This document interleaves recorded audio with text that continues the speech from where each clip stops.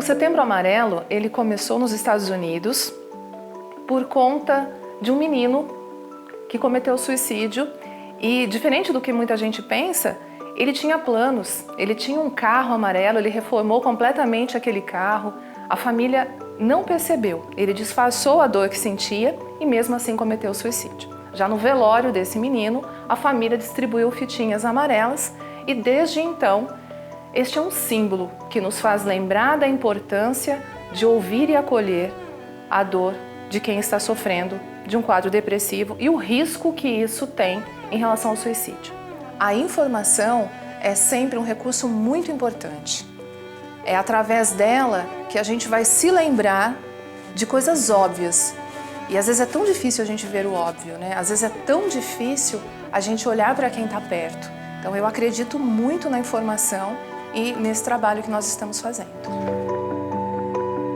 E quem conhece vai saber identificar as mudanças de comportamento. A gente pode citar o isolamento, as alterações de humor, no apetite, no sono e aquele comportamento mesmo, aquilo que a pessoa amava fazer, de repente ela muda, ela já não gosta mais, ela não se interessa.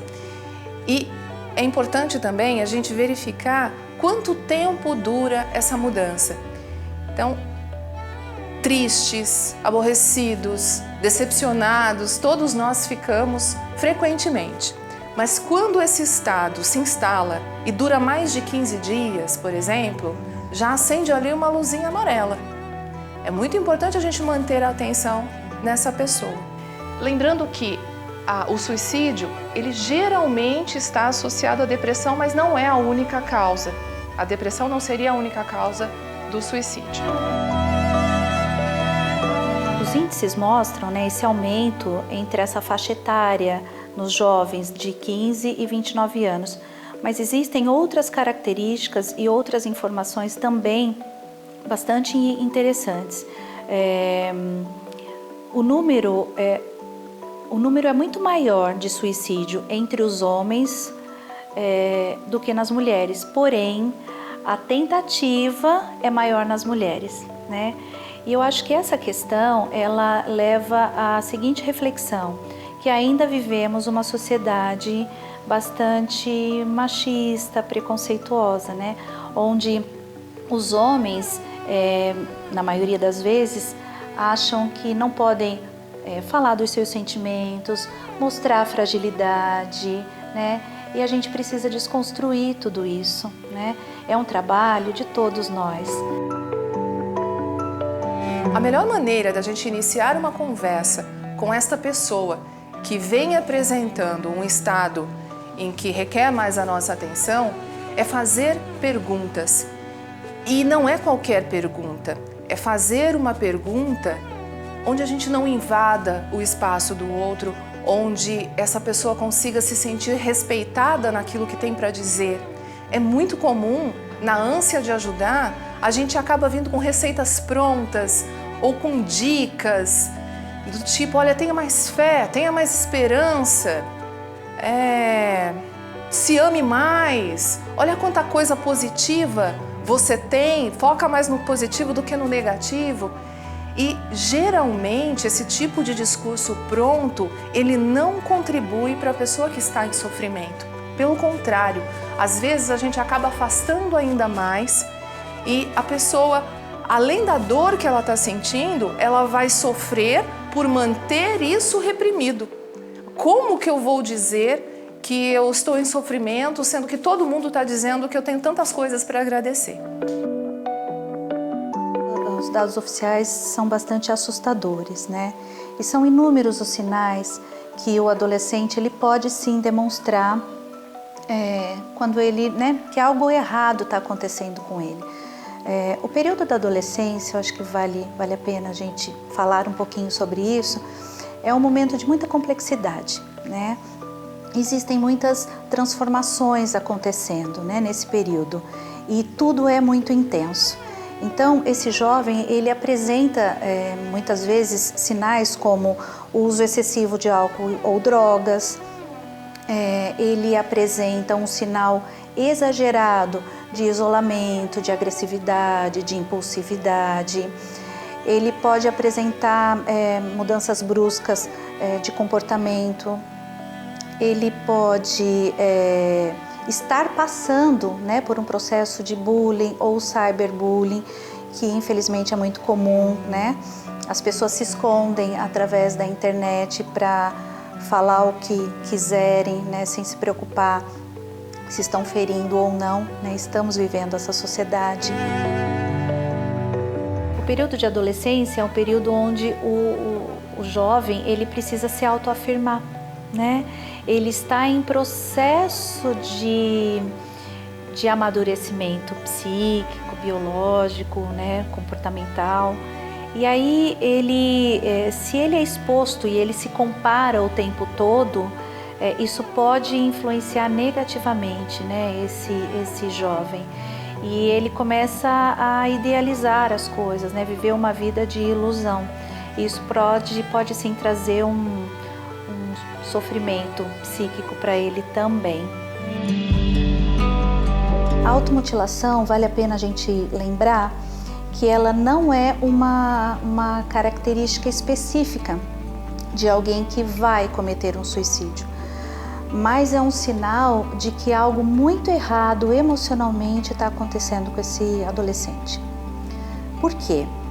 Porque ele pode, né, a automutilação, ela geralmente acontece para um alívio de um sofrimento psíquico e não necessariamente um desejo de morrer, né? Porém, né, adolescentes que se automutilam, eles correm sim, né, o maior risco de morrerem por suicídio, porque eles começam a fazer cortes mais profundos e esta tentativa, né, pode levar a um suicídio. Outro tema bastante complicado é com relação à orientação sexual, né? É uma fase de muitas descobertas e isso consequentemente traz angústias, né, muitas vezes. E esse indivíduo inserido numa família onde ele não é aceito, né, onde essa orientação sexual não é aceita, certamente isso vai trazer para ele um sofrimento muito grande, de não pertencimento, de anulação de si mesmo como indivíduo. Existe muita falta de diálogo, né, e uma construção afetiva muitas vezes nas relações familiares. E o que eu mais ouço, né, dos jovens é assim, meus pais não me ouvem, eles não se interessam pelo que eu penso, eles sequer me olham. Então, existe esse distanciamento, essa ausência que é muito grande, sem julgamento algum, mas nós vivemos um mundo de muita loucura, né, social. E assim, eu acho que o grande desafio dos pais e da família como um todo é você criar essa ponte afetiva. Como que a gente cria essa ponte afetiva? Sem julgamento. Olhar para o seu filho e olhar e ver tudo que ele tem de melhor a oferecer, não o que você idealizou que ele ofereça. A família, ela é fundamental, né, para poder prevenir e ajudar esse adolescente a passar por esta fase da melhor forma. E existem sim muitas coisas que a família pode fazer. A família ela pode se interessar mais pela vida desse filho, né? Ela pode estabelecer diálogos mais verdadeiros, mais frequentes, inclusive sobre assuntos delicados, né? Ela pode, ao perceber que esse filho está sofrendo, procurar ajuda especializada, né? Como uma ajuda terapêutica ou até mesmo psiquiátrica, né, quando necessário, porque isso infelizmente ainda é um tabu e existe muito preconceito, né, na nossa sociedade. E mais do que qualquer outra coisa importante é não julgar, né, ter uma escuta sem julgamento, ouvir de maneira amorosa, né, com esse jovem. Aqui no Brasil, nós temos o CVV, que é o Centro de Valorização da Vida, que está 24 horas disponíveis a quem está em momento de sofrimento e de angústia e por algum motivo não se sente acolhido, não tem ninguém próximo para poder desabafar. E a gente sabe o quanto é importante falar, o quanto é importante se sentir ouvido, se sentir acolhido, sem julgamento. É esse o papel do CVV. Telefone 188, a qualquer hora, fale. Se você sentir necessidade, busque ajuda. Se você preferir, também tem o chat, pode deixar lá como uma forma de desabafo, alguém vai responder, alguém vai falar com você.